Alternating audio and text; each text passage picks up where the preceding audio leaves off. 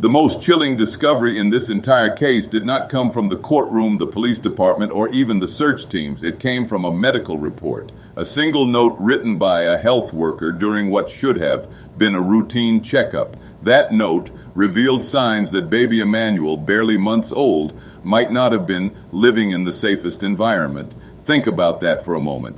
A child who had only just begun life already had a record showing warnings that should have sparked urgent intervention. But the file was quietly stored away, and nothing changed. No follow-up, no protective steps, just a red flag ignored. And, tragically, this wasn't the first warning.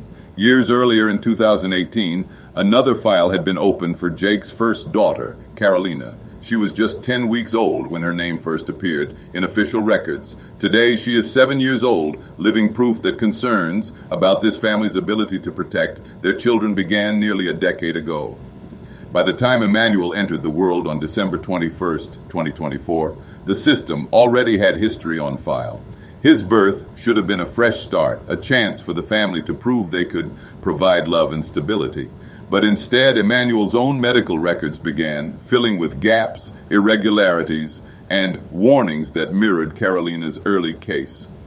The cycle had begun again. And then on August 14th, 2025, the day Emmanuel was reported missing, yet another child connected to Jake and Rebecca was suddenly documented, their 2-year-old daughter. This means that over the course of 7 years, 3 separate children tied to the same parents appeared in official records with concerning notes. 3 chances for the system to step in, 3 chances to break the cycle, and 3 chances missed. We followed the trail of these documents carefully. Each file was a piece of the puzzle, each missing page, each incomplete record, each unanswered warning told us that Emmanuel's disappearance was not just one tragic event, but part of a repeated pattern. Rebecca's call to police painted the picture of a shocking sudden loss, a child vanishing in public. For hours, the story dominated headlines and pulled the community into a desperate search. But when investigators reviewed security footage, interviewed neighbors, and walked back the timeline, inconsistencies began to surface. The pieces no longer fit neatly into Rebecca's account. Inside the Harrow home, troubling gaps added to the questions. Why was there no birth certificate easily available? Why were Emmanuel's pediatric files incomplete? Why did it feel as though his paper trail had been erased before investigators even arrived?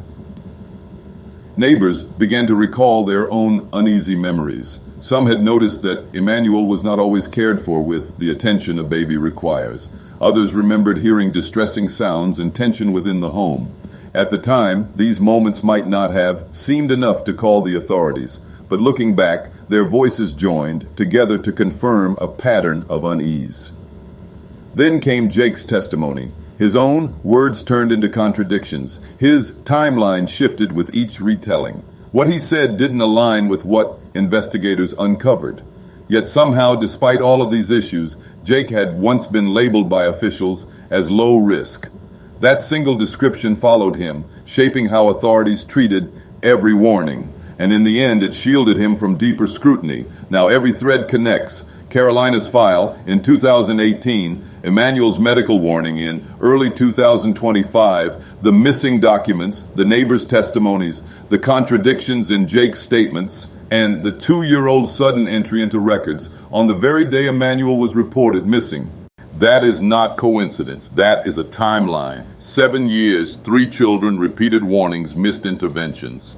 And today the family stands at the edge of yet another decision point, because in just 4 days, on September 16th, the next court hearing will determine whether this cycle is finally broken or whether history is allowed to repeat. Will the court finally weigh the years of evidence, or will Jake and Rebecca once again walk away, able to build another home and potentially leave another child exposed? This is where the system faces its most difficult question. How many warnings are enough? Should one medical report have been enough to act? Should Karolina's file from 2018 have closed the door on further risk? Or do we need to wait for multiple red flags before taking decisive steps to protect children? And that brings us here to you watching right now. What do you believe? Should one official warning be enough to change the course of a child's life forever? Or is the system right to hesitate even when hesitation comes at such a high cost? I want to hear your thoughts in the comments. Share your perspective because voices like yours ensure these stories do not fade into silence. And make sure you subscribe because we are not done. We are following every lead, every court date, and every decision until the truth is laid bare. Emmanuel's story and the warnings that surround it will not be forgotten.